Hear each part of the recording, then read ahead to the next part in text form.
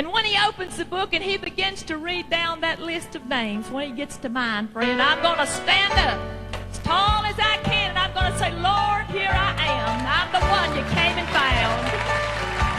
On that resurrection morning, when the redeemed are gathered.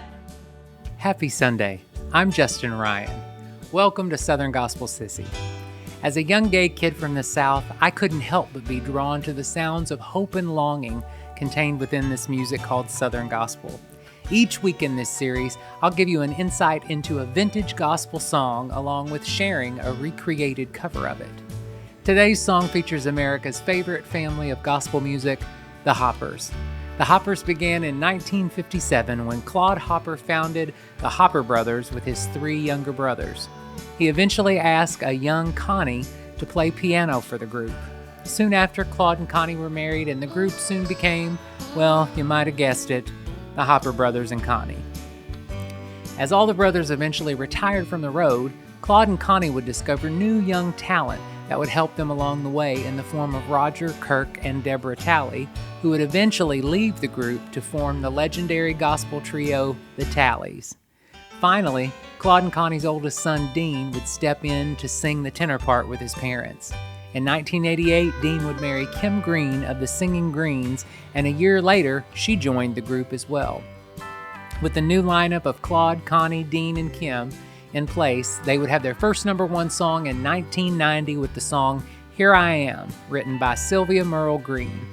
Sylvia's first years were spent singing with a group of her own out of Alabama known as the Bradys. They would also record this song, but the Hoppers version would surpass theirs by not only going to #1, but it would also win Song of the Year and was also nominated for a Dove Award. As a background singer, one of the things I love most about this song is that when the Hoppers sang it live, Kim and Connie kind of added their own answer parts to the chorus that became a staple for the family, and sometimes they would even change their own creations up, which made it especially fun for the audience. Usually, they were accompanied back in those days by Shannon Childress, who is a brilliant musician and arranger for the group. When I lived in Nashville, I got to know Shannon, as well as his precious husband, and they both became wonderful friends, thus proving there's a Southern Gospel Sissy behind every great gospel song. During an industry party of our peers, my best friend Stephen Hubbard and I even talked Randa Green Bean into singing Here I Am with us, and it was so much fun. I don't know if you're like me, but I'm sure many of you have felt at times like you didn't matter. We felt like that God didn't love us for one reason or the other, whether we felt judged or left out because of who we are, who we love, or who God made us to be. But like the song says, there were 99, but he left the fold to find one little lost lamb, and here I am. I love the song today just as much as I did when I first heard it.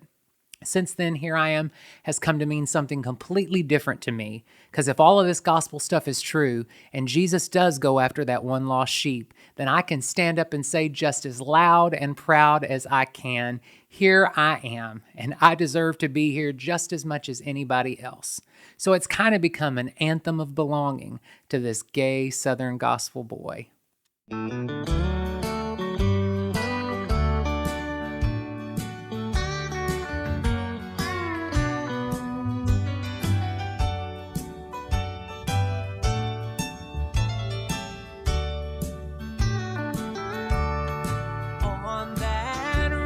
Resurrection morning, when the redeemed are gathering in, I'll be in that royal number when they call my name, when they all join in and sing hallelujah to the King. I'll cry with a joyful sound, Lord, here I am. Here I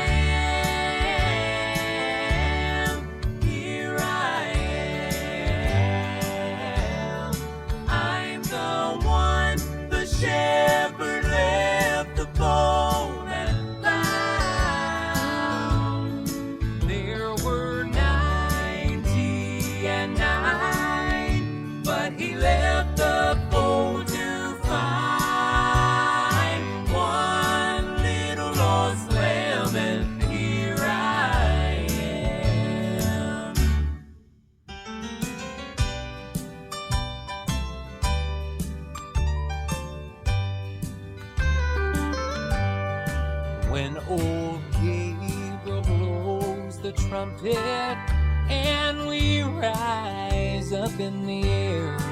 In this time, then a split second, we'll all be changed from here to there, where there'll be no grief or pain.